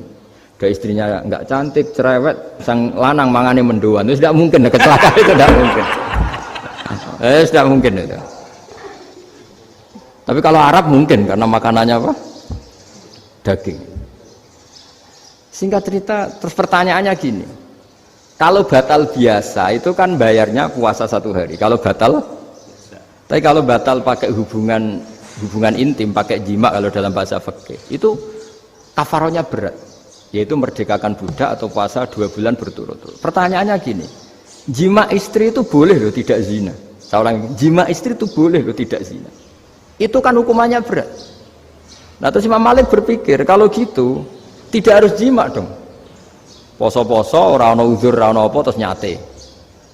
Esuk mangan bakso tanpa ada alasan syar'i. Hukumnya harus sama dong, karena jima hukumnya boleh, berarti semua iftar, semua pembatalan puasa yang tidak ada udzur syara' maka hukumnya sama, yaitu sanksinya sama. Masuk akal enggak? Masuk akal dalam mazhab Imam Malik. Dalam mazhab Syafi'i enggak. Mulai dulu jima itu beda. Kayak mertamu nih gone wong, mangan itu oleh, tapi nak nggo bojomu mbok jima niku wis nemen ngawure lah. Tetep beda. Dari Imam Syafi'i itu pokoknya beda, jima sama makan itu beda. Lah ya terus setelah itu terus ada pertanyaan, bagaimana kalau makan dulu baru jima? Ribet kan? Makanya itu sampai dibabkan Kitabul Khilafil Fiqhi, bab merekayasa fikih. Makanya itu perdebatannya orang Hanafi sama Imam Syafi'i juga sama. Ada orang jam segini lapar sekali, kalau langsung makan kan kena sanksi. Ya pergi aja dulu, pura-pura ngaji ke Gus Bah gitu. Nanti kan jadi musafir kan? Wah itu sudah boleh itu kan? Musafir. Padahal enggak. Memang dia pergi itu karena supaya bisa makan.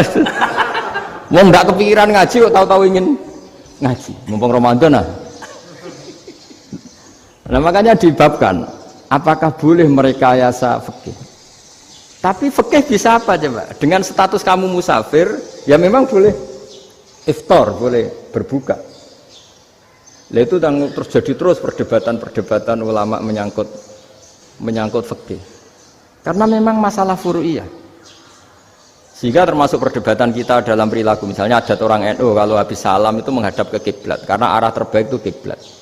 Tapi sebagian orang Muhammadiyah atau mungkin semuanya menghadap ke makmum. Itu memang teks hadisnya itu kita yang meneliti hadis itu semua syarah itu berdebat. Nabi memuji kiblat itu arah terbaik, oke. Tapi di bab itu Nabi itu aqbala alaina, menghadap ke kita. Lalu pertanyaannya, kenapa menghadap ke kita? Ada mengatakan karena Nabi memang punya tradisi kadang ngendikan. Ya tentu dulu istilahnya tidak kultum, nggak ada istilah itu dulu. 7 menit itu nggak ada. Tapi ada ulama yang analisis begini, termasuk kitab Fathul Bari. Nabi itu tokoh sentral, taruh lagi Nabi itu tokoh sentral. Ini kata kitab Fathul Bari, bukan kata saya. Nah, orang-orang yang imamu qaumi, orang-orang yang jadi imam di daerah masing-masing, tetap kalau sholat itu ikut Nabi. Ikut Nabi, setelah salam langsung pulang. Jadi sebetulnya salam langsung pulang itu ya ada sejarahnya, karena dia mau jadi imam di daerahnya. Nah, tidak kebayang kalau Nabi itu madhep kiblat. Kalau Nabi madhep kiblat, orang yang masbuk yang barusan datang pasti langsung usolli, misalnya fardhu isya'i misalnya, terus makmum Nabi, padahal Nabi sholatnya sudah selesai. Jadi intinya gini, kata Fathul Bari, imam setelah salam itu harus bikin gerakan atau omongan atau apa saja yang menunjukkan kalau sholatnya selesai. Di antara gerakan itu adalah beliau harus menghadap ke hadirin atau menghadap ke utara atau apa saja yang penting menunjukkan kalau sholat ini sudah selesai. Itu fikih. Jadi fikih itu cara menganalisis itu memang unik. Karena kalau Nabi tetap seperti itu, posisi pancet seperti itu, maka orang yang baru datang mengira Nabi masih sholat. Nah, pertanyaannya kalau mereka sudah takbir malah sholatnya tidak sah. Kenapa tidak sah? Menggantungkan sholat atau mengikatkan sholatnya dengan orang yang sudah tidak sholat. Jadi menjadikan orang yang nggak sholat sebagai imamnya kan nggak boleh. Maka Nabi harus memaklumatkan dengan gerakan itu bahwa beliau sudah tidak sholat. Karena orang datang dari berbagai daerah. Jadi nganalisis fikih, fiqhul hadis namanya. Itu ulama itu mau tidak mau debat. Karena pertanyaannya itu kenapa? Ya memang mau apa? Karena yang namanya sosial itu yahtamilu muhtamilatin, ada sekian kemungkinan. Makanya dalam madhab istimbat itu, ketika Nabi sodakoh pakai tamer, pakai kurma, itu ulama mesti ngitungnya tuh kut. Kut itu makanan pokok. Sehingga Imam Syafi'i mengatakan kalau di Indonesia pakai beras misalnya, karena kutil balat Indonesia itu beras. Oke, Imam Syafi'i mainstream. Tapi ketika era Yusuf Qaradawi di Al-Azhar di Mesir sana, ulama-ulama mulai usil. Sama sih ingat Mbah Mun sering gojlokan, lah iya petani gabah, petani padi wis melarat wajib zakat. Petani cengkeh, kakao, suga-suga wajib zakat hanya karena yang ditanam tidak makanan pokok. Jadi mulai ada ulama mulai gerah lah, kalau bahasa politiknya mulai gerah. Yang petani miskin gara-gara yang ditanam padi wajib zakat. Yang orang-orang di sana misalnya di Sulawesi karena tanamannya kakao atau cengkeh tidak wajib zakat karena bentuknya tidak makanan pokok. Geger kan di Al-Azhar geger. Akhirnya hampir semua ulama berpendapat ya sudah sekarang ketika Nabi menzakati makanan pokok itu jangan dihitung sebagai makanan pokok. Wa mimma akhrajna lakum minal ard. Apa saja, ma itu apa saja. Makanya kata Yusuf Qaradawi, ma itu apa saja. Makanya semua tanaman yang menghasilkan uang itu wajib zakat. Nah, masalahnya kitab-kitab Syafi'iyah itu sudah mamlu'ah, sudah penuh dengan penjelasan misalnya fala zakata fil khadrawat, maka enggak perlu zakat untuk kayak kangkung, semangka dan sebagainya. Nah, lalu kiai-kiai angkatan modern kayak Mbah Mun itu sering dapat masukan. Saya pernah dengar sendiri, Yai, saya ini punya sawah 1 hektar, tak tanamin padi itu enggak pernah kaya saya. Sekarang tak tanamin kangkung malah saya kaya karena tiap 3 hari panen tak kirim ke Jakarta. Itu orang Indramayu yang tanya. Jadi tanam padi gak pernah kaya, tanam kangkung kaya. Nah, karena dia orang soleh, kalau zakat boten. Mau diwajibkan zakat tidak makanan pokok, Mau tidak wajib dia kaya. Semenjak itu perubahan di Indonesia ikut. Akhirnya ada zakat. Pokoknya asal tanaman yang satu nisab ya wajib zakat. Masih ada debat lagi. Ketika nanam ingin dipanen, itu dia petani apa pedagang? Karena nanti perdebatannya ikutnya zakat zuruk, zakat tanaman apa zakat pedagang. Kalau sampai nggak pernah debat berarti sebenarnya Anda tidak dosen Islam ini. Mau berusaha nggak pernah diskusi fikih apa Islam. Karena saya berkali-kali punya tamu itu begini, Gus saya ini pedagang melon,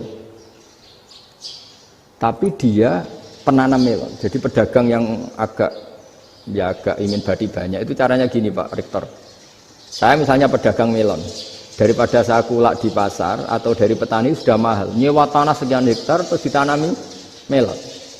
Setelah berhasil ini dia zakatnya tanaman apa zakat pedagang? Karena dia nanam itu mentalnya sudah pedagang. Padahal nanti zakatnya beda kan? Yang satu 2,5%, yang satu rubul usur sama nisul usur sama usur, 1/10 sama 1/20. Kalau zakatnya zuruk kan 1/10 atau 1/20. Yang satu rubul usur, kira-kira 2,5. Saya ulang lagi ya. Jadi di era modern itu kita jadi bingung, pedagang tapi gayanya petani, petani tapi hakikatnya. Jadi gampangannya gini ya, kalau saya pedagang beras, kok saya kaya raya, itu mendingan nyewa sekian hektar untuk ditanamin beras, padi ya, daripada tengkulak, daripada beli. Akhirnya perdebatannya, ini zakatnya pakai apa? Misalnya tebu, misalnya, petani tebu. Oh jelas kalau jual nanam tebu itu ingin dijual. Masa apa itu es tebu berhektar-hektar? Lah kira-kira kalau menurut jenengan ini zakatnya zakat apa? Tijarah apa zakat tanaman? Mentalnya tijarah, mentalnya pedagang. Nah ini saya hanya mau cerita. Khilaf kadang-kadang orang angen-angen. Khilaf itu nggak mungkin enggak. Ya sama seperti NU dan Muhammadiyah selalu khilaf awal Ramadan. Itu memang nggak bisa nggak khilaf. Misalnya begini, saya beri contoh ya. Karena kadang yang khilaf juga nggak pernah belajar. Lucu kan? Tak beri contoh ya. 2001 itu abad keberapa coba? Tahun 2001.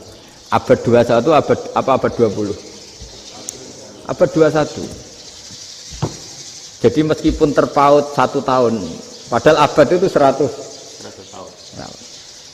Nah, pikirannya orang-orang Muhammadiyah seperti itu. Hilal kalau sudah melewati garis ufuk, meskipun setengah derajat atau 1 derajat itu sudah ikut bulan berikutnya, sehingga ya sudah meskipun sekian derajat sudah dianggap Ramadan. Nah pikirannya orang NU enggak, harus ru'yah bil fi'li. Itu sebetulnya lagi-lagi sebenarnya enggak masalah NU dan Muhammadiyah, itu di kitab-kitab ya seperti itu. Kita ini enggak biasa goblok ya, artinya kita yang keluarga kiai tahunya kunut mazhab Hanafi, enggak kunut mazhab Syafi'i, tapi tahu-tahu ini mazhab NU, ini mazhab itu. Aneh itu menurut kita ini anggap apa? Mana ada Muhammadiyah jadi mustahid, mana ada NU jadi mustahid. Jadi sebetulnya orang tahu semua lah kalau Abu Hanifah itu tidak kunut, Imam Syafi'i itu kunut. Imam Syafi'i pernah main di masjidnya Abu Hanifah ya tidak kunut, ditanya kenapa tidak kunut? Jenengan itu presiden kunut, tidak sanggup mati Abu Hanifah, dulu ya biasa aja. Sekarang geger, ya karena tidak punya kegiatan. Sebenarnya itu nggak masalah, mulai dulu biasa. Saya teruskan ya. Nah, menurut mayoritas ulama nunggu ru'yah bil fi'li. Ru'yah bil fi'li itu gini. Mata telanjang bisa melihat karena agama ini menggantungkan perintah itu sama melihat. Kalau kamu tidak melihat itu bagaimana kena hukum? Ibarat gini, Pak Rektor datang ke rumah saya tapi saya nggak tahu. Kena nggak saya hukum harus menghormati? Dia datang nggak sembunyi-sembunyi. Saya kena hukum harus menghormati ya kalau melihat, kalau enggak ya enggak. Tapi Pak Rektor tetap bilang, tapi saya hakikatnya datang, jadi saya datang itu. Itu kan ribet. Akhirnya ya sudah, itu enggak ada khilaf sampai mati ada khilaf karena yang satu menggantungkan hukum itu digantungkan sama tahu. Kalau enggak tahu ya, misalnya baju saya ini hakikatnya ada najis, pas sholat saya enggak tahu. Sholat saya sah apa enggak? Sah. Karena hakikatnya, ya memang saya tidak tahu. Tapi hakikatnya ada najis apa enggak? Ada. Ya sudah, itu sama-sama masuk akal. Ada lagi khilaf yang senam muta. Fasyamu salasati ayamin fil haji wa sab'atin idza raja'tum. Singkat cerita ada satu pelanggaran haji yang kata Allah kafarohnya itu puasa 3 hari sama 7 ketika kamu pulang, idza raja'tum, ketika kamu pulang. Dalam mazhab Syafi'i yang namanya pulang itu yang haji sudah sampai rumah. Di mana-mana pulang itu ya sampai rumah. Dalam mazhab Abu Hanifah enggak, ketika orang sudah balik kanan dari Arab Saudi, dari Mekah, ya namanya sudah pulang. Misalnya gini, ini Pak Rektor pamit saya, Pak Haris. Gus, Pak Haris mana? Ya sudah pulang kata saya, padahal sampai pandangan belum sampai depan. Tapi bagi keluarganya belum pulang. Lah lalu idza raja'tum ketika pulang itu bahasanya siapa? Bahasa istrinya apa bahasa yang ditamoni? Kamu ditamoni orang, terus tamunya mana? Sudah pulang. Tapi tanyakan istrinya, belum pulang. Jadi khilaf-khilaf gini kok jadi geger itu kan goblok banget maksud saya itu. Jadi biasa, gitu itu biasa. Jadi ya karena memang ini bukan masalah akidah, ini masalah furu'iyah, masalah fikih itu masalah furu'iyah. Mau tidak mau harus beda. Misalnya di sholat juga gitu. Wa ayyuku udin ku adal musolli sokat sholatu. Duduk dengan gaya apapun itu sholatnya sah. Jika sampean kalau haji atau umroh, orang Arab itu jenenge duduk ngenak awak di kursi. Duduk sopan ya hanya orang Indonesia loh. Kalau sholat itu masih duduk ala orang tahiyat. Kalau sampean di Mekah, duduknya pakai apa coba? Kursi ya? Oh enak sholat duduk. Karena memang takbirnya di fikih dengan duduk gaya apa saja sah. Makanya sengenak awak duduk di kursi. Ribet kan? Mau tidak disahkan itu namanya duduk. Mau disahkan masa iya soal Allah kok duduk santai-santai gitu. Tapi mau apa? Ini fikih. Ya saya ulang lagi ini fikih. Fikih itu ya sudah ini fikih. Makanya kalau ulama berdebat misalnya Abu Hanifah berpendapat sholat itu wajib baca Fatihah apa asal Quran. Dalam mainstreamnya ya Fatihah karena la sholata liman lam yaqra' bi Fatihatil kitab. Tapi cara Abu Hanifah enggak. Faqra'u ma tayassara minal Qur'an, bacalah apa saja yang mudah bagi kamu. Asal itu Quran. Sementing gak gending Jawa, gak nyanyi lah gitu. Ya sudah mau apa coba? Jadi ya susah memang kalau fikih itu ya sudah seperti itu. Ada lagi yang masih ekstrim misalnya. Yang namanya menyembelih hewan itu gimana coba? Dari hidup ke mati, apa pasti mati disembelih? Cara mazhab Imam Syafi'i yang namanya menyembelih itu penyembelian harus menjadi sebab kematian. Itu yang sah. Saya lagi penyembelian menjadi sebab kematian yang syar'i. Sehingga beliau mensyaratkan hewan yang disembelih ini masih punya hayatun mustaqirrah, punya kehidupan yang normal. Sehingga kalau nggak disembelih ya hidup. Sehingga kalau ada hewan ketabrak truk kejet-kejet, mesti mati ini buat sembelih. Itu nggak sah karena nggak usah disembelih ya wes mati kan. Karena ini hanya nunggu koordinasi Israel kan, dia kejet-kejet itu kan prosedur itu. Tapi tidak disembelih pun mati. Tapi cara mazhab Malik enggak. Pokoknya anggere jek duwe nyawa jenenge kewan urip. Dengan kamu sembelih berarti matine mergo mbok sembelih. Meskipun nanti ya enggak usah disembelih ya mati. Coba hitung secara ilmu matematika. Kalau enggak disembelih hidupnya 5 menit. Gara-gara kamu sembelih hidupnya langsung mati. Terus dia matinya, cara di persidangan matinya disebabkan apa? Disebabkan disembelih apa kecelakaan? Oh, ya debat kok kamu. Sama-sama UMM aja debat.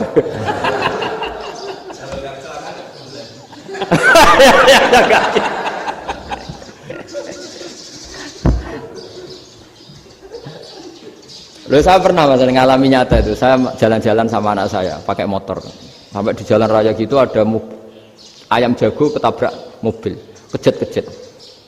Orangnya tanya, Gus ini halal tau ora? Gus kanggo kon halal lah. Suatu saat dia agak terima kan, tanya, kenapa Gus? Ya nak kiai ra pantes, masuk kewan mesti mati nek tak sembelih, nak ra kiai pantes. Karena aku tahu kamu tuh gak kiai, mesti motifnya itu mergo jago, jajal cilik gak mau takokno. Ada kan ayam itu bayi kan gak ditanyakan. Kejat-kejat mati rak lah wong cilik wae. Tapi masalahnya ini kan jago. Eman. Ya. Tapi secara fikih pertanyaannya tadi. Hewan yang sudah tidak punya hayatun mustaqirrah, dia hanya punya al-hayat al-ittiroriyah, dia punya harokah ittiroriyah. Dia mati kejat-kejat memang prosedur mati harus seperti itu. Mbok kecelakaan kayak apa, kalau mati kan kejat-kejat dulu. Nah ketika kejat-kejat ini pertanyaannya ini kan hidup apa mati namanya? Enggak, namanya hidup apa mati? Pas kejat-kejat itu hidup. Cara Imam Malik itu hidup. Ya sudah, kalau hidup disembelih ya halal. Karena misalnya nanti kalau nggak disembelih matinya kan 2 menit lagi, gara-gara disembelih mati sekarang. Tetap penyebab kematian itu nyembelih. Penyembelihan ini sebab kematian. Tapi kalau Imam Syafi'i enggak, cara berpikir wes nemen, paling roh besok kaget langsung mati. Kalau gitu berarti kamu nyembelih barang mati. Jadi fikih itu kadang unik. Makanya ketika ngitung fikih itu unik ya. Orang keluar mani wajib apa? Mandi kan? Terus Imam Syafi'i ditanya, kenapa kalau orang lahir kelahiran juga harus mandi? Namanya nifas. Fa innal walada waliyun munakidun. Nah, anak ya mani yang menggumpal. Bedanya apa anak dengan mani itu? Jadi fikih itu kadang lucu. Di rumah-rumah tenan juga lucu. Keluar mani wajib mandi. Berarti kalau keluar anak ya wajib mandi karena hakikatnya anak adalah mani yang mengkristal. Terus usia sudah di dosan macam-macam itu kan hakikatnya mani. Itu fikih. Nah terus ditanya, kenapa kalau lahir langsung mati tidak wajib disolati? Ya jawabannya Mas Syafi'i lucu. Di mana-mana sholat itu nyolati mayit. Yang namanya mayit itu pernah hidup terus mati. Kalau itu tidak mayit ya sudah. Jadi kadang, nah iya kan disebut sholat mayit. Yang namanya mayit itu apa? Pernah hidup. Nah ini kan tidak pernah hidup. Maka ya sudah seperti itu. Jadi nggak khilaf itu nggak mungkin. Nah kalau qit'atul lahmin, kalau hanya potongan daging, mungkin wah itu tidak manusia karena qit'atul lahmin. Sekarang pertanyaannya, kalau sudah berbentuk manusia, meskipun tidak pernah hidup, nah ini mulai perdebatan karena melihat tidak pernah hidup itu nggak memenuhi syarat, tapi melihat ini sudah suratu adamiyin, bentuknya sudah. Nah kira-kira gitu perdebatan fikih. Makanya dulu awal mula zaman sahabat itu sudah debat. Masyhur kan Nabi ada kontingen ke Bani Quraidah. Ya kalau kira-kira saya minta Pak Rektor kamu jangan kalau ke Malang jangan sholat asar kecuali sampai Tuban. Sebelum Tuban ternyata matahari mau tenggelam. Terus Pak Rektor milih, wah sudah sholat di Bulu. Padahal belum Tuban. Padahal saya bilang jangan sholat asar kecuali di Tuban. Yang Pak Haris enggak, tetap sholat di Tuban meskipun matahari sudah tenggelam. Karena Nabi menyebut Tuban. Singkat cerita, zaman itu kan Bani Quraidah. La tusolliyanal asra illa fi Bani Quraidah. Kalian semua jangan sholat asar kecuali sampai Bani Quraidah. Ternyata di tengah perjalanan matahari sudah mau tenggelam, kira-kira kurang 2 menit atau 3 menit. Sahabat-sahabat, sudahlah kita sholat asar di sini. Kalau sampai sana pasti sudah tenggelam, separuh sholat. Yang separuh enggak, kata Nabi harus di Bani Quraidah. Ya sudah nunggu di Bani Quraidah meskipun matahari sudah tenggelam. Singkat cerita dua kelompok ini matur, ya Rasulullah kita ngalami ini perdebatan gini-gini. Di semua riwayat di hadis-hadis sahih disebut falam yu'annif wahidan minhuma. Nabi tidak menyalahkan salah satunya atau enggak menyalahkan dua-duanya. Itu bahasa Indonesia juga ribet, yang benar gimana itu? Enggak menyalahkan salah satunya, apa enggak menyalahkan dua-duanya? Gimana bahasa benernya? Salah satunya. Salah satunya itu dua-duanya? Iya. Enggak, kalau bahasa Indonesia tidak menyalahkan Kedua-duanya. Kedua-duanya apa salah satunya yang benar? Kedua-duanya. Kedua-duanya. Bahasa Indonesia itu ya kadang ruwet ya. Orang pinter kayak Pak Habibie itu namanya ya orang luar biasa.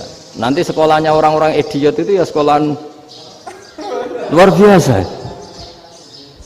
Orang pinter banget bahasa Indonesianya ya luar biasa. Kalau sekolah untuk orang-orang yang idiot juga luar biasa. Jadi kalau dipuji luar biasa itu gak jelas ini luar biasa ya.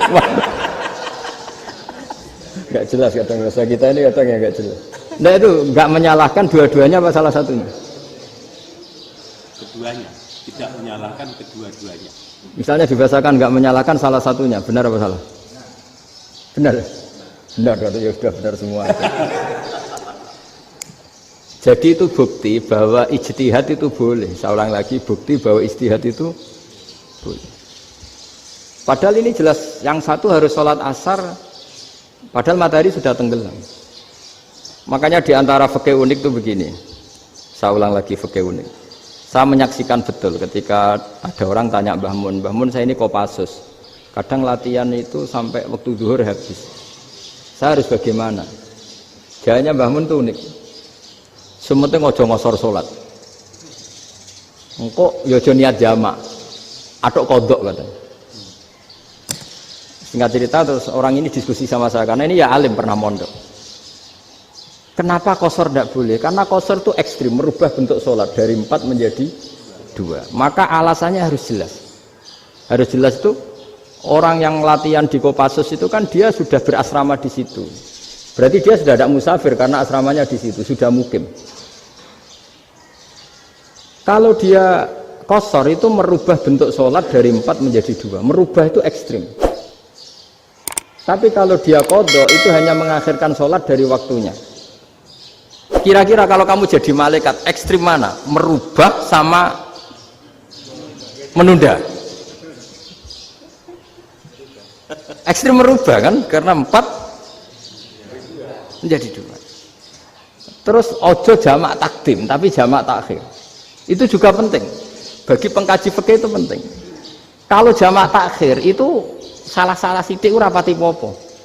Kenapa? Kan mirip duhur kodok. Kalau jamak takhir kan, tapi kalau jamak takdim asar kok di waktu duhur, ekstrim mana? Perubahan takhir sama takdim itu ekstrim mana? Ekstrim takdim karena melakukan sesuatu belum waktunya. Belum waktunya. Jadi itu memang ya memang tadi kajian-kajian fikih itu memang unik. Karena bagi ahlinya, saya ulang lagi tapi ini saya ulang lagi bagi ahlinya. Makanya ketika Nabi menjamak sholat ketika nusuk, ketika haji itu kata Imam Syafi'i lis safar. Karena Nabi pergi jauh karena rumahnya Madinah. Tapi resikonya fatwa itu adalah orang Mekah nggak boleh jamak karena kawasannya nggak sampai 90 kilo lah kalau sekarang mungkin. Tapi kata Imam Malik nggak jadi nusuk, sehingga orang Mekah pun yang haji ya boleh jamak karena alasan jamaknya karena nusuk, karena haji bukan karena jarak. Terus diteruskan lagi. Kalau karena pergi boleh jamak, memangnya pergi itu kenapa? Karena repot. Ya itu masalah kan, masyakoh. Nah, terus mulai ada orang-orang yang ngawur kan, resepsi jamak, ribet. Wes resepsi duit utangan kan capek. Wah itu sudah jamak. Ribet kan. Jadi kalau sudah illatul hukmi itu sudah mesti bikin masalah. Kalau sudah illatul hukmi itu pasti bikin masalah. Nah, pertanyaannya, jamak itu masih gampang karena bentuknya sholat masih 4. Yang ekstrim kalau qasar karena bentuk sholat 4 menjadi 2. Maka kata Mbah Mun pesennya, nak kue ra mesti benere, jika alasan itu tidak mesti benarnya. Pokoknya sementing tidak qasar katanya. Juga tidak jamak takdim karena qasar ini kan merubah bentuk sholat kan ekstrim. Jamak takdim juga ekstrim karena mendahulukan sholat sebelum waktunya. Kalau jamak takhir kan biasa, kalaupun salah kan mirip kodok. Ya mirip kodok biasa kan. Nah ini saya cerita, jadi fikih itu bagi ahlinya itu memang punya konsekuensi yang seperti itu. Makanya pertanyaannya misalnya bagaimana hukumnya penyembelihan lewat mesin? Ya ribet kan. Bagaimana nyembelih dari apa ini? Belakang. Saya baca di kitab-kitab nyembelih dari belakang itu ya hukumnya tetap boleh asal apa itu hulkum dan mari itu terpotong. Tapi pertanyaannya, jangan-jangan ayamnya sudah kaget dulu karena uratnya ini. Makanya perlu ditanya ahli medis, setelah uratnya tercabut ini jangan-jangan sudah berstatus mati.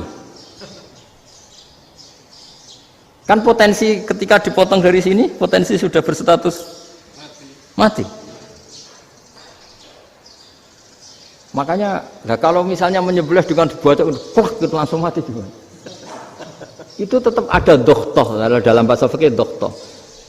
Dia terkaget, begitu, ada dohtoh karena nggak bisa bernafas terus mati. Berarti kelangsungannya bangkai.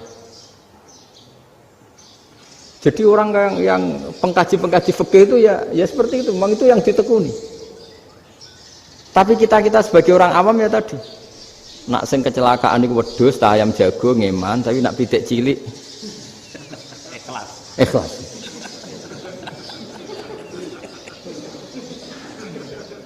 Makanya ada pertanyaan orang-orang, saya pernah ditanya itu ya bingung tenan. Gus, kalau ada orang mati oplosan misalnya, jenengan datang sholat enggak?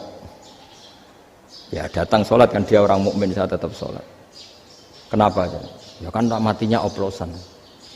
Tapi andaikan tokoh yang mati, kamu sholat enggak? Ya sholat, kan dia tokoh. Jadi ribet. Fikih itu ribet. Makanya Imam Nawawi nanti ngendikan gini. Ada orang ngundang Nabi, ya Rasulullah, saya mohon nyolati ini. Nabi tanya, punya utang enggak? Punya. Nabi, saya enggak mau nyolati mayit yang punya utang. Terus ada sahabat datang, ya Rasulullah, utang itu tak ambil alih kami. Berarti dia sudah tidak punya utang. Terus Nabi kerso nyolati. Pertanyaannya, utang itu hal yang boleh. Saya ulangi, utang itu hal yang boleh. Tapi kenapa Nabi se-ekstrim itu? Tapi ketika Nabi mau kondur itu ngendikan gini, ini PR ya bagi UMM, ini PR ya. Nabi sebelum kondur bilang gini, sallu ala sahibikum. Jong, saya tidak nyolati ini, tapi tolong ini disolati. Terus kata Imam Nawawi,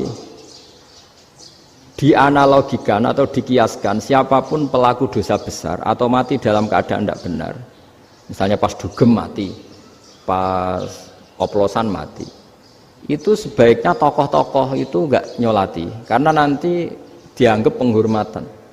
Misalnya Ketua PP Muhammadiyah, rektor nyolati wong mati oplosan, kan keren. Mati oplosan disolati rektor. Ya sudah, tapi kalau nggak disolati nanti ada tradisi yang keliru, yaitu janazatul muslim tidak ngalami disolati, padahal siapapun yang muslim janazahnya harus disolati. Makanya setengah-tengah, ya rasa rektor lah, satpam pokoknya kudu tetap ada yang sholat gitu. Itu kata Imam Nawawi. Jadi ketika ada orang mati nggak benar, itu sebaiknya tokoh-tokohnya nggak ikut nyolati, tapi awamun nas, orang kebanyakan ikut sholat.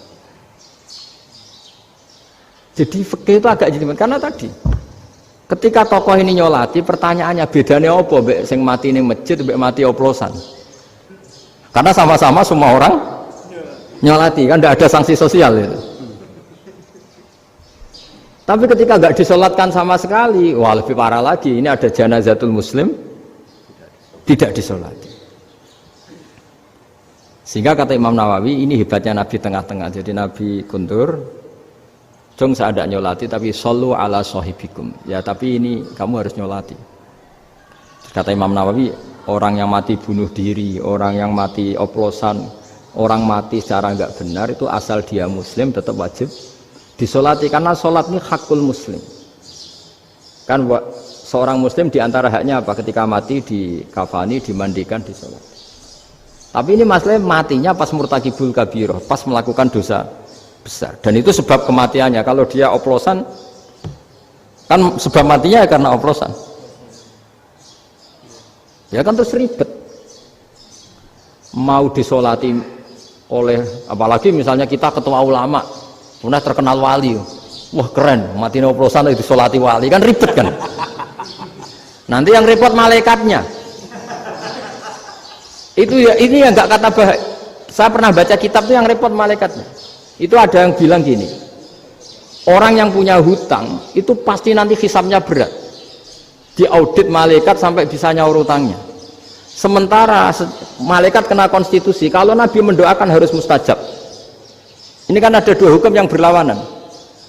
Sekali Nabi berdoa, wa maghfir lahu warhamhu, itu harus dituruti malaikat. Nggak boleh doanya Nabi nggak dituruti malaikat.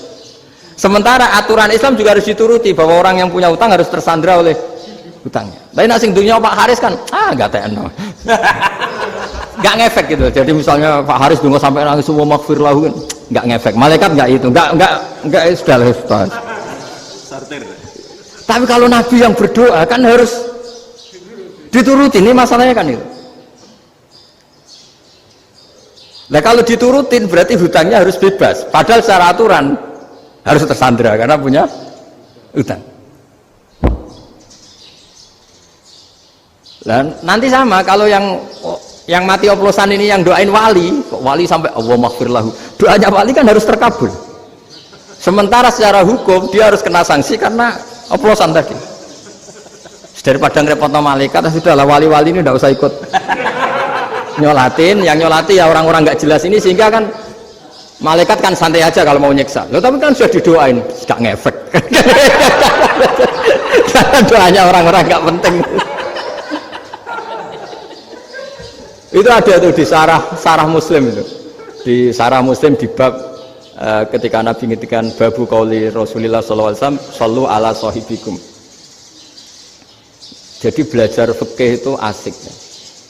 Karena tadi harus dipelajari. Kalau enggak ilmu ini hilang. Terus nanti takutnya lagi ilmu fikih itu direduksi sosial. Terus misalnya gini, pepe wong cilik wae kiai-kiai ra gelem nyolati. Orang melihatnya ini karena yang oplosan wong cilik om larat ra disolati. Jajal bupati ya disolati, mergo amplopnya gede-gede kan terus ruwet kalau dianalisis gitu kan ruwet. Makanya kenapa saya harus ngomong fikih supaya semuanya itu enggak didudukkan urusan sosial itu. Nah kalau semuanya didudukkan sosial kan sentimennya sentimen sosial. Ribet.